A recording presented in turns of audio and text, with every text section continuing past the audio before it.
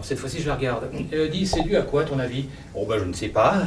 Une souris peut-être qui aurait commencé à ronger les câbles de transmission. Tu sais, il y a des souris particulièrement malicieuses. Ah oui.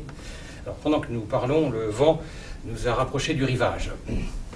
L'entrée du port est encore loin. Tu crois qu'il y a moyen d'échapper au rocher?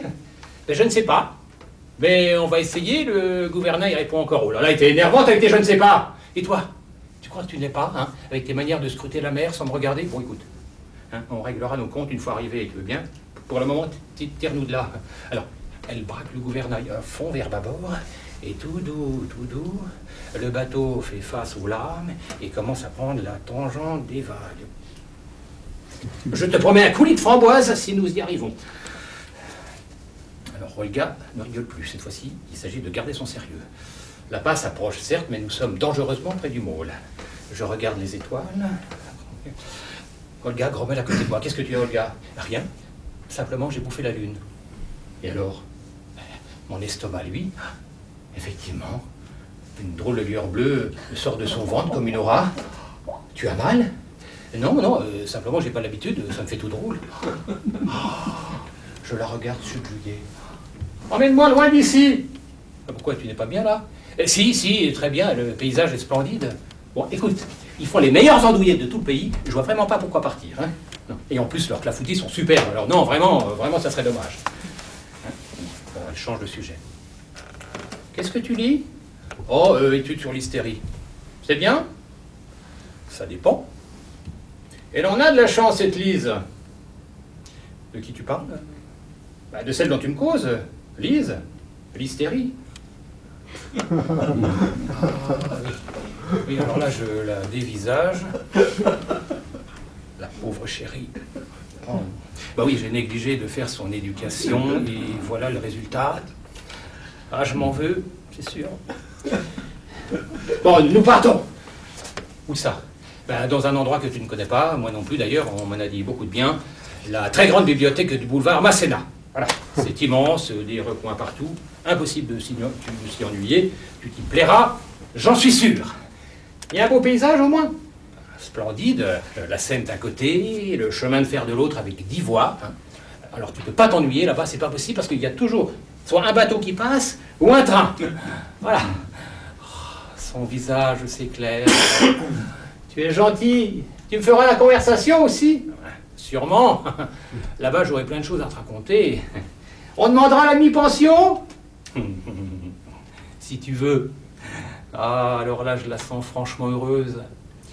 Oui, je regrette les clafoutis et les andouillettes, hein, bien sûr. Mais on n'a rien sans rien, et son éducation est prioritaire.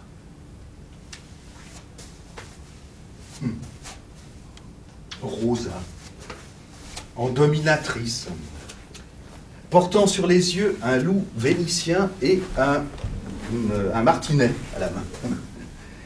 Non, ça j'avais jamais imaginé. Et pourtant, la photo est là, devant moi, irréfutable, toute lisse, bordée de blanc. C'était un bal masqué? Ah non, pas du tout. Non, c'était à Séoul, lors d'un séminaire que j'animais. Les Coréens sont très friands de séminaires. Non, tu vas pas me dire que toi, tu pratiques ce genre de truc. Puis je reprends effaré. Toi, en costume, sado, maso. Non, je peux vraiment pas me l'imaginer. Toi qui es d'habitude si douce et si gentille. Détrompe-toi. J'ai fait ce boulot pendant très longtemps, très régulièrement. Ça marchait très bien. Hein. J'avais 2 cabinets. Le premier à Levallois, le deuxième à Vitry-sur-Seine. Bon, pas la même clientèle, bien entendu, ni a fortiori les mêmes revenus, mais enfin bon, les 2 marchaient très bien. Qu'est-ce que tu y trouvais? Un soulagement de tes pulsions? Ouais, un peu. Mais surtout une extraordinaire occasion d'étude. Tu ne peux pas t'imaginer comment les gens sont différents devant une vache un tant soit peu sexy et autoritaire, étonnamment différents. J'ai même vu un juge pleurer de bonheur. C'était à Toulouse. mais je ne peux pas t'en dire plus pour le moment. Il y a les copains du commissariat qui arrivent, on va déjeuner ensemble. Ouais, bah, effectivement, 30 secondes plus tard, le commissaire Morieux et son adjoint Jean-Claude déboulent dans le bureau. Et bon, ce sont de vieux copains de la vache.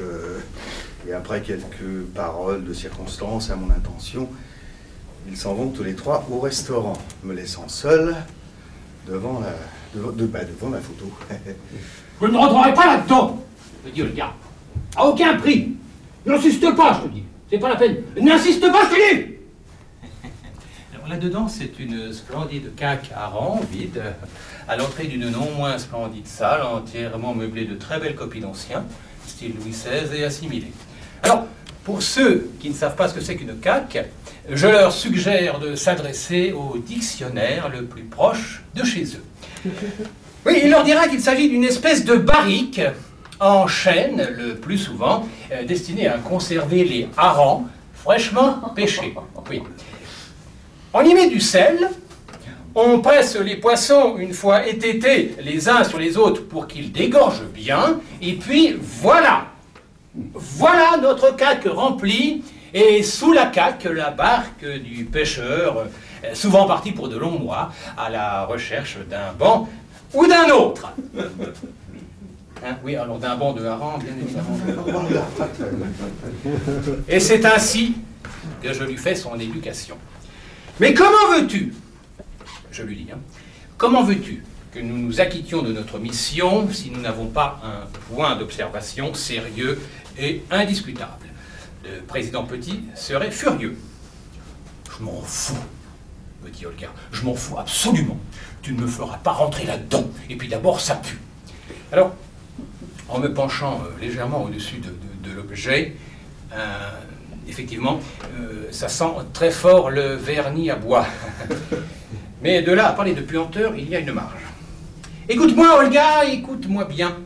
Le président nous a payé d'avance et il faut que le boulot se fasse. Alors, à moins de nous déguiser en meuble empire, je ne vois pas d'où nous pourrions observer les fantômes qui nous sont assignés. Oui, la pièce ne contenant aucun coffre, aucune embrasure dans laquelle nous dissimuler.